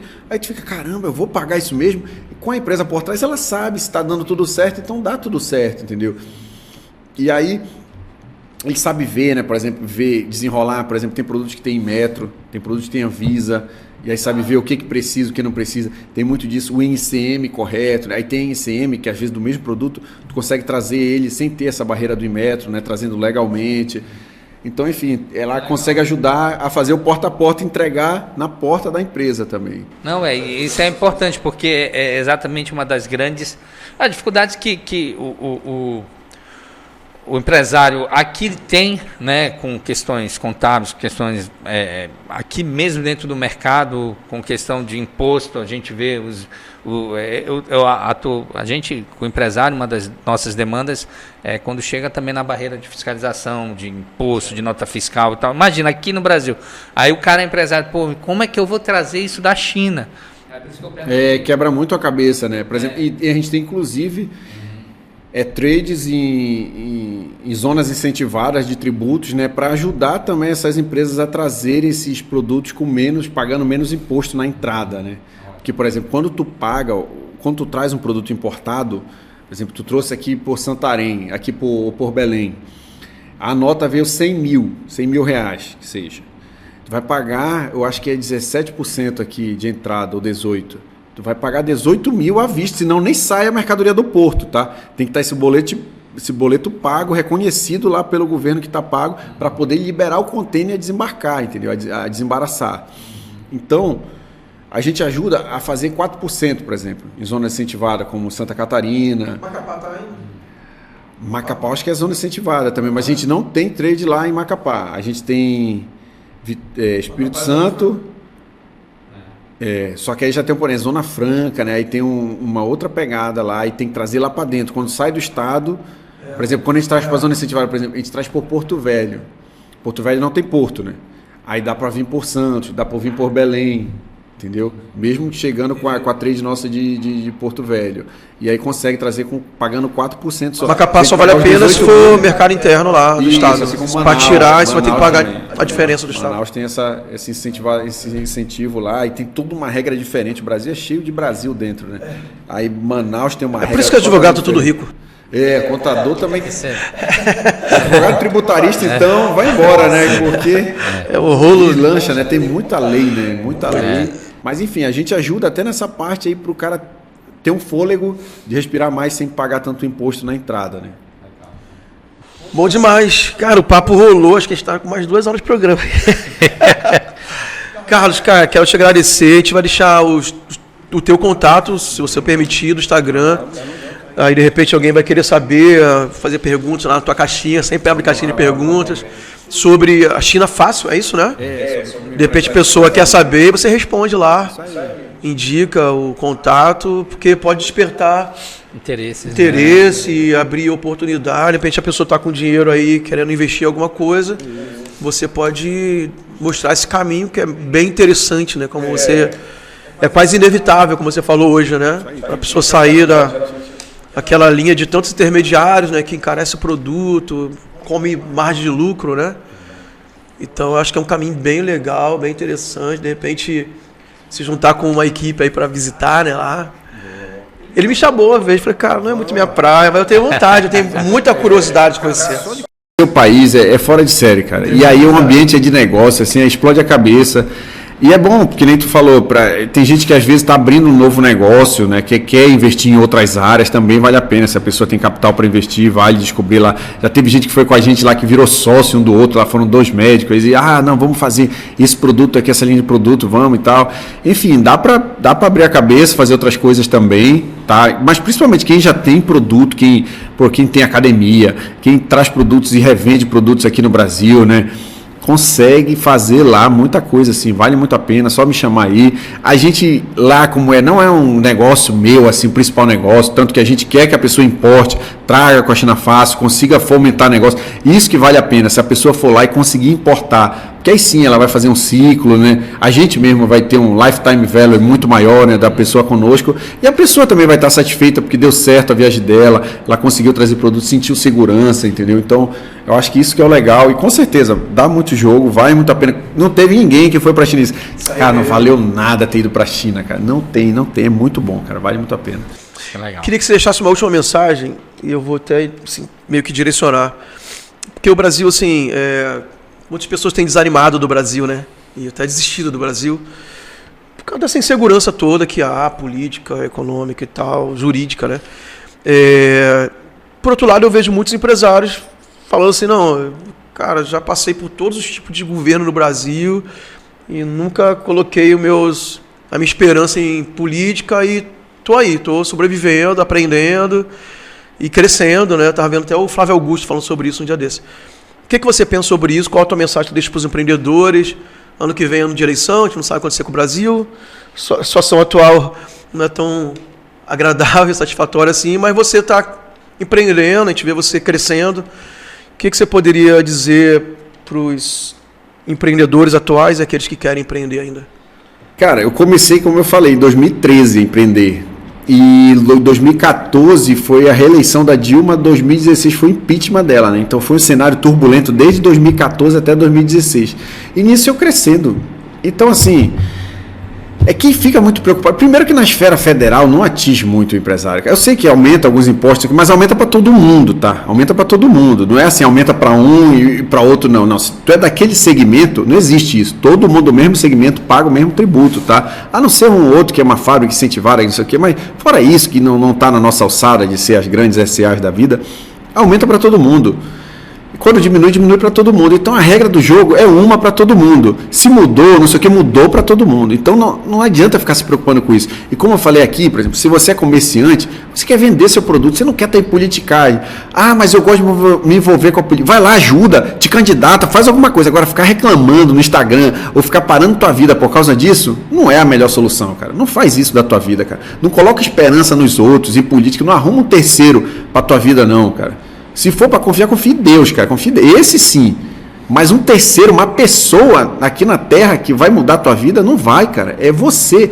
É você com a sabedoria de cima, você vai embora para frente. Então, eu acredito nisso. Pode vir Lula, Bolsonaro, não sei quem é que vai vir. Eu não... Assim, isso pouco me importa. Primeiro porque eu sei, se tu entender conjuntura política, o teu prefeito te atinge muito mais do que o teu presidente. O pessoal não entende, ele não se preocupa nem com o prefeito. O vereador, que de repente está aqui do lado, ele tem mais influência na tua vida. Se a tua rua vai ter asfalto, se a tua loja, se vai mudar o sentido da rua da tua loja ali, que pode prejudicar. Eu tinha um empresário lá que eu conheci lá em Poá, lá, e aí o cara estava contando uma história, mudou um sentido do retorno lá, prejudicou, é um mercado, né, um supermercado grande, o faturamento dele despencou 40%, cara, porque mudou o sentido de uma rua que era com o vereador, e aí ele foi lá, conversou com a Câmara, não sei o que, para tentar reverteu e voltou o faturamento dele. Então, assim, tem coisas que muito no micro atinge mais teu mercado, então para com isso, e não foca nisso, não é, se tiver tendo um problema, vai lá e tenta resolver, cara. E 95% das nossas preocupações, né, nem vão acontecer, cara. A gente começa também, o empresário começa a arrumar um monte de dificuldade, cara. Se tu tiver dificuldade, não vai ter negócio novo, não vai ter 2026 com nada novo, cara. Então, cara, vai para cima, faz acontecer, vê o que tu consegue fazer de bom, mas não tem essa de governo. Quem usa essa desculpa, cara, é um comprador de desculpa, na minha visão. Infelizmente, é o que eu falo. Ah, agora a política mudou. A não ser que o cara, sei lá, esteja numa área muito legislada, que nem uma autoescola, né? As autoescolas meio que... Aí sim, porque mudou uma legislação toda para as autoescolas... Mas era um risco do negócio do cara. O cara tá em cima do negócio que é em cima de uma legislação. Uma hora pode ser que aconteça. Mas, enfim, faz outra coisa. Agora tem que pensar com as regras que tem, né? Se eu fosse dono de uma autoescola agora, o que eu faria? Eu ia tentar buscar outra coisa. Buscar lá, enfim, tem até aquele projeto do aplicativo, não sei o quê, que eu conversei com o Lucas lá.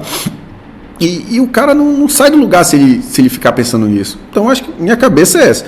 Se eu estou no negócio, não tá bom, eu vou fazer outra coisa. Para mim tem que ser a cabeça do empreendedor. Empreendedor, né, como ficam falando, mas na minha cabeça o empresário ele tem que saber se livrar disso e pensar no que dá para fazer. O que está na minha gestão? Está na minha gestão escolher um presidente?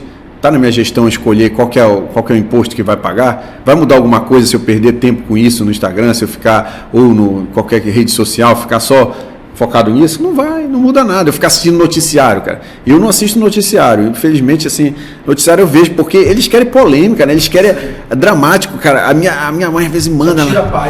A minha mãe manda para mim lá. Olha, São Paulo está em estado de alerta, né? Porque no tempestade não tem alerta nenhum. Por quê? Porque eles pegaram um trecho lá do Climatempo que tem um alerta e eles colocam como se São Paulo tivesse parado, tá vindo um tornado. Não tem nada disso. Entendeu? Ah, porque tá alagada toda São Paulo. Ela fala lá, eu falo, não, passei aqui, estou vivendo normal. Mas o que é? Eu falei, sei lá onde é que é, então não me preocupa, isso é um alarmismo. E é muita coisa, isso que gera engajamento. A China não sei o que, fez algo com os Estados Unidos que agora vai parar o mundo. Tu vê, todo dia tem uma notícia que a China está entrando em guerra, ou que a Rússia, ou que não sei o que, e muitas das vezes nem tá, cara. Nem tá. Ah, os Estados Unidos está atacando a Venezuela lá. Cara, e quando chegar no Brasil, isso aí não tem nada a ver com a gente, cara. Segue tua vida, vende. Quanto é que... O empresário, às vezes, cara, olha o que eu vou te falar. Ele muitas das vezes sabe essas notícias, mas tu pergunta, quanto foi teu lucro no teu DRE do mês passado? 95% não vai te dizer. Mas 95% vai te dizer quem é que vai ganhar a eleição ano que vem. O que está acontecendo lá na Venezuela? Todos estão sabendo, mas não sabem do negócio dele, cara. Outros estão ali também. Ah, quem ganhou o jogo? Foi o Vasco, foi o Corinthians, foi o Flamengo. Ele sabe tudo. Quem é a escalação do time? Aí tu diz, quanto é que tá o teu CMV? Aí ele não sabe falar. Pô, tu não conhece o teu negócio direito, cara. Como é que tu quer crescer se tu tá mais preocupado com o externo do que com o teu ali? Qual que é outra pergunta que eu faço, qual que é o sonho do teu gerente aí? O que ele quer comprar? O que ele quer realizar na vida? Qual que é o sonho dos teus vendedores? Já perguntou? A gente trabalha com pessoas, né? Aí o cara não foca nisso, de saber o que ele tem que ajudar a realizar sonho. Ele fica lá, preocupado. Cara, foca interno, cara. Foca na tua família. Vai ver o que tua esposa está precisando. O que tua família vai ficar bem, cara. Solta teu sonho, traz tua família junto. Isso aí. Boa. Bom demais. Isso a gente vai cortar e colocar no Instagram. Esse final aí. Excelente, é isso mesmo. Dessa forma que tem que ser. Eu finalizo ou você? Vai lá, você que chegou atrasado hoje. Mas pelo menos foi diferente da live da China lá que vocês falaram. Foi, pelo não dormiu, né? Aguentei. Agora ele tá dormindo a noite inteira, tá tranquilo. Isso aí. Carlos, mais uma vez, obrigado. É tão importante, como eu falei no início aqui a gente realmente fica como telespectador ouvindo, né, esses ensinamentos, né? Eu cheguei aqui, o Júnior, nosso editor, tá ali, Adilson, cara sabe demais, meu Deus, Adilson, esse cara tava... E é uma admiração que nós temos, porque a gente sabe que é fruto disso, dessa mentalidade que você acabou de passar pra gente, e que a gente fica muito feliz de ter alguém com esse know-how, né, que a gente pode dizer que é uma sumidade aqui em Santarém, que hoje evidentemente está lá em São Paulo, tem muitos negócios, mas é filho de Santarém e tem ajudado Santarém também, ajudado os empresários de Santarém, buscado trazer também recursos para cá. E muito obrigado mais uma vez por esse privilégio, porque é um privilégio ter você aqui. Você que nos acompanhou, muito obrigado. Essa foi a primeira de 2026, né, pastor? Esperamos que já começamos com o sarrafo lá em cima, como diz, né? E esperamos trazer muito mais conhecimento, conteúdo e bênçãos para vocês, e que 2026 vai ser incrível. E é isso aí. Até a próxima, pessoal. Um forte abraço. Até mais.